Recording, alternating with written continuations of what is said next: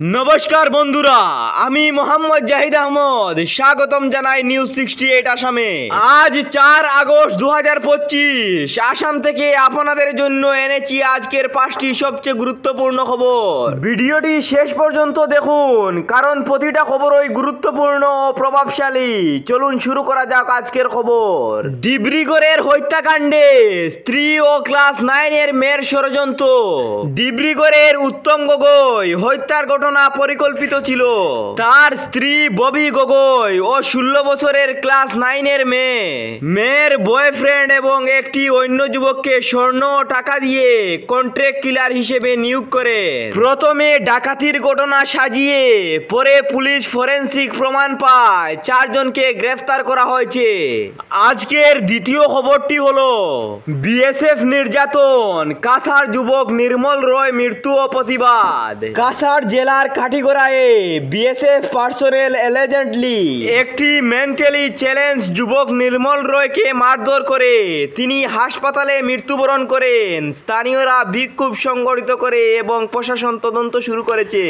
আজকের তৃতীয় খবরটি হলো হিমন্ত বিশ্ব শর্মার বিতর্কিত মন্তব্য রাহুল গান্ধী এবং প্রিয়াঙ্কা গান্ধীকে নিয়ে।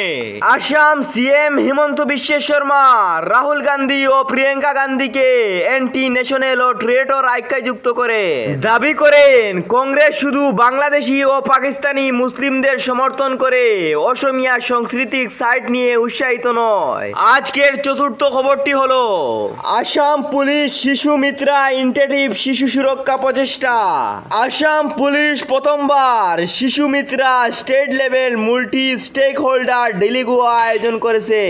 With stakeholders to coordinate child protection justice awareness over 1 lakh children target outreach. আজকের শেষ খবর অর্থাৎ পঞ্চম খবরটি হলো শিবসাগরের রঙ্গর আলোকসজ্জা প্রকল্প।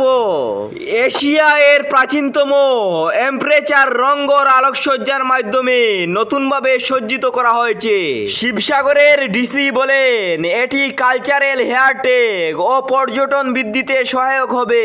পরবর্তীতে আলোকিত করা হবে তলাতল গড় এবং কেরেঙ্গর। এই ছিল আজকের আমাদের 5টি গুরুত্বপূর্ণ খবর। আপনাদের যদি ভিডিওটি ভালো লাগে তাহলে অবশ্যই একটি লাইক করে চ্যানেলটি সাবস্ক্রাইব করবেন এবং কমেন্টে জানান আপনার মতে আজকের কোন খবর সবচেয়ে বেশি গুরুত্বপূর্ণ ছিল। দেখা হবে পরবর্তী আপডেটে। ততক্ষণ পর্যন্ত সুস্থ থাকুন, নিরাপদে থাকুন। ধন্যবাদ।